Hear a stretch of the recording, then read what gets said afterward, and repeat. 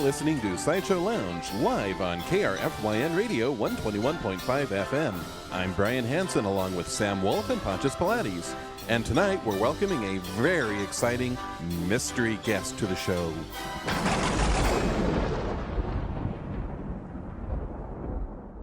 I'm Sam Wolf. And I'm Pontius Pilates.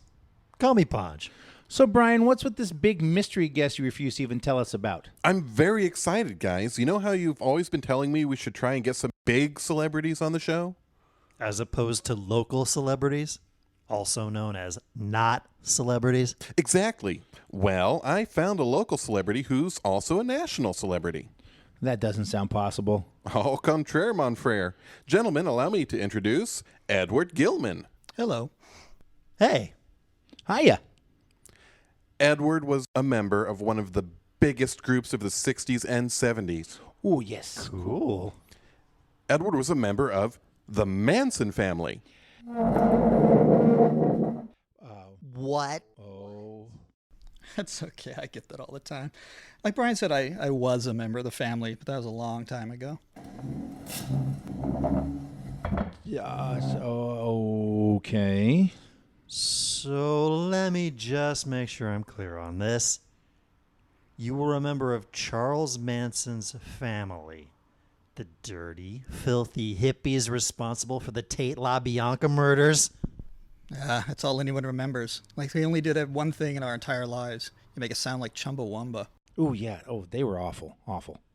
I'd like to take a quick break if we could, Brian.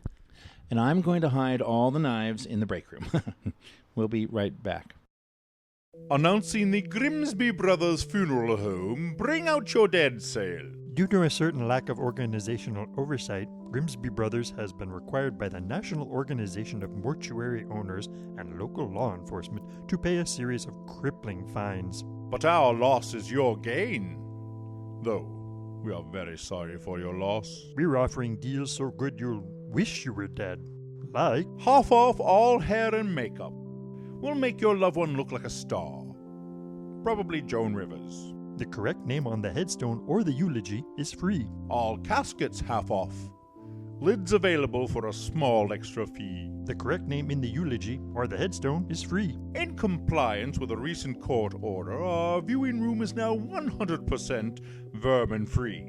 No more annoying flies, scampering rats, or pesky coyotes. And our crematorium is up and running.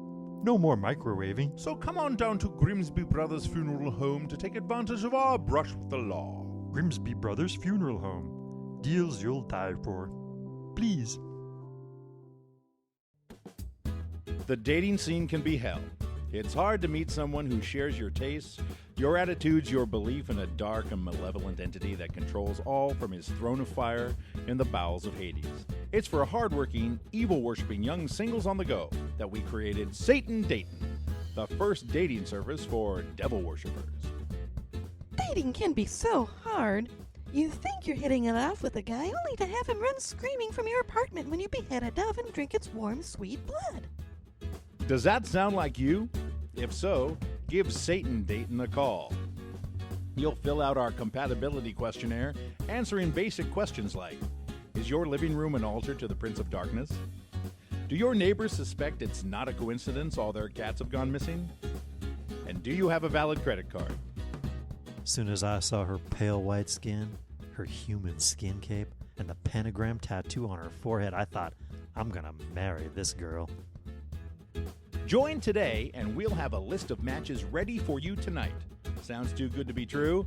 Of course it is. It's Satan. To be honest, I was never all that into the devil, but the girls at work seemed so stuck up that I figured, what the heck, right? I mean, when has Satan ever steered anybody wrong? For the low one-time fee of your immortal soul plus $29.95 a month, we'll have you out of your dank basement apartment and hooking up with someone who doesn't care you live in a dank basement apartment. We met a year ago through Satan Datin', Now we're married and expecting our first child. which we're contractually obligated to sacrifice to Satan. Hail Satan Datin'! Don't spend another night not having sex while covered in chicken blood and feathers. Call Satan Datin' now. Our number is 666-EVIL. Because of course it is. Satan dating, when you'd sell your soul for a soulmate. Meow. We're back with Edward Gilman, who in the late 60s was a member of the Manson family. So, Edward, there are so many questions that I'm just dying, fascinated to ask you. All the members of the family had a number of aliases or nicknames. There was Sadie Mae Glutz and Tex Watson and Clem Scramblehead. What was your nickname? My nickname was Stinky. The Manson family nicknamed you Stinky?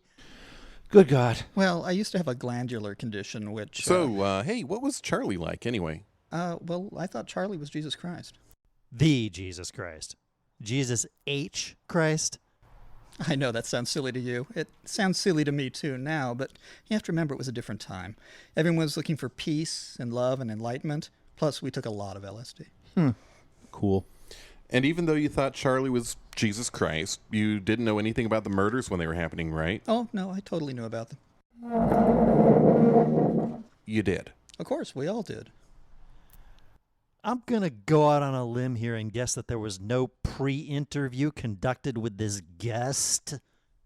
In fact, funny story, that first night, the Tate murders, Charlie and I went back after they were done to check it out. My stomach feels funny, Brian. You went back to the house where... It was a sight I'll never forget. We stepped through that front door and I was instantly mesmerized. It was like all over the walls there was the most amazing artwork I've ever seen. There was the most amazing what? Paintings like I'd never seen before, abstract and impressionistic, and the use of colors, the blues and yellows and reds. Of course, I couldn't tell how much of the reds were paint and how much of... But there were people all over the place. Yeah, you had to be careful where you stepped. I had Charlie take a picture of me while we were there. It's horrifying. I can't believe my hair was ever that long. And the next night at the La Bianca's. Oh, sure. Their artwork wasn't as nice. Mostly sad clowns. Creepy, right? Oh, yeah, I think this would be an excellent place to take a break. You think? We'll be right back.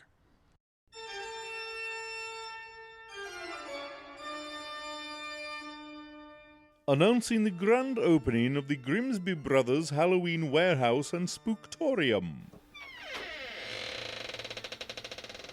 Located at the former site of the Grimsby Brothers Funeral Home, we have everything you need to turn your home into the scariest haunted house on the block. Complete makeup kits. Turn yourself into a ghoul, a Dracula, Joan Rivers. Dozens of headstones, shovels, caskets. Every lucky third casket contains an actual zombie. Zombies will not rise from the dead, reanimate, or eat brains. Zombies should be disposed of after Halloween to avoid the spread of disease. Turn your garage into a mad scientist laboratory with Dr. Frankenstein's embalming machine. Specials on candy, apples, rat poison, razor blades, Urns of special haunted house dust. Febreze. Bring the whole family. We even have free scary business cards for the kids. Mine says I'm a funeral director. Mine too. Have your picture taken with our creepy lab assistant Igor. Oh, I'm sorry, dear. Did someone say my name? Hello? So come on down to Grimsby Brothers Halloween Warehouse and Spooktorium. Scare so real, a ghost may follow you home. No, seriously. The dead seem angry.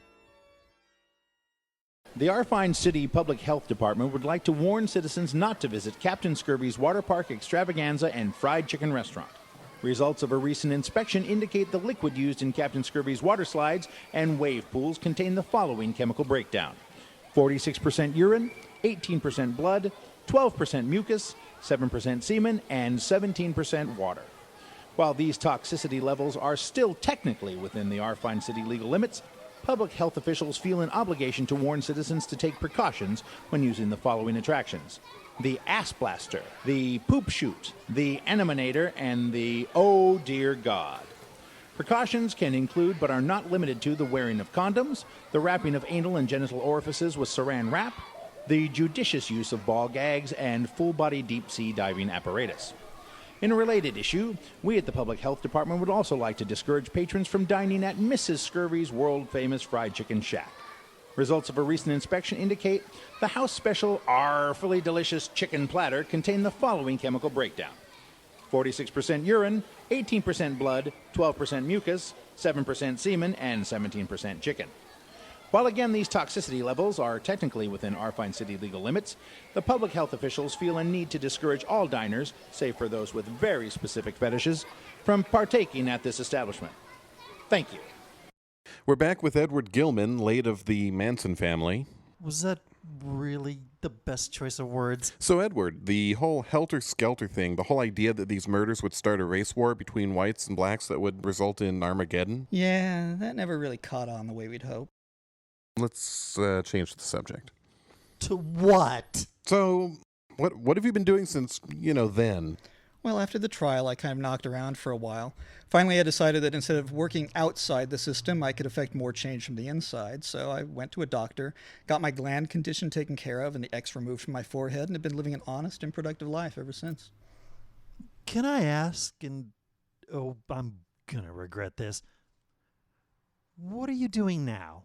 Here, living in our town, freely walking our streets? I'm a deacon of my local church. Does anybody else feel hot? When I was with Charlie, I believed in pure love, in sacrificing myself to a higher power so all mankind could live together in pursuit of total enlightenment. Mm-hmm. And now? Now I believe in the teachings of the church that we should give ourselves over to God so everyone can work in unity to achieve harmony with the universe. The difference being... I'm less stabby now.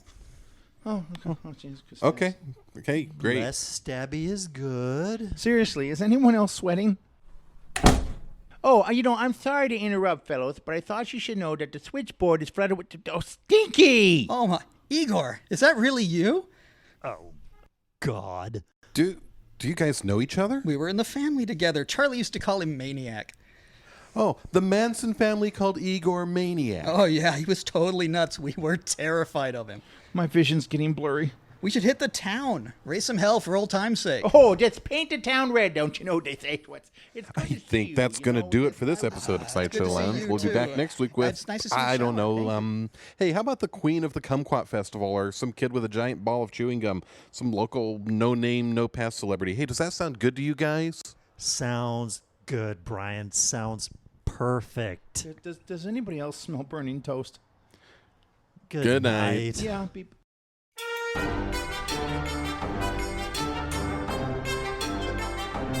SideShow Lounge is produced by Hello Cowboy Productions. All rights reserved. Join us next week when we interview Val Kilmer,